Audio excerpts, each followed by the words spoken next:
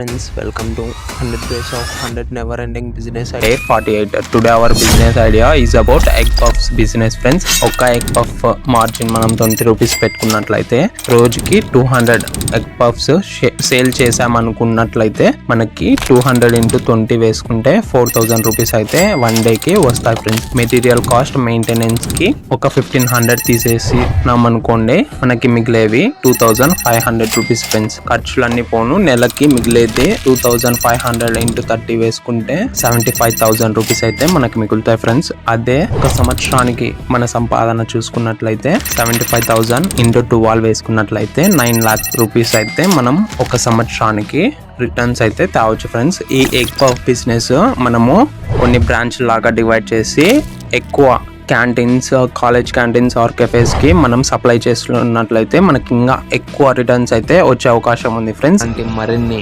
Business idea కోసం మన channel ని ఇప్పుడే సబ్స్క్రైబ్ చేసి ఇలాంటి మరిన్ని వీడియోస్ కోసం ఈ వీడియోని లైక్ చేసి మీ ఫ్రెండ్స్ కి షేర్ చేయండి. Thank you friends.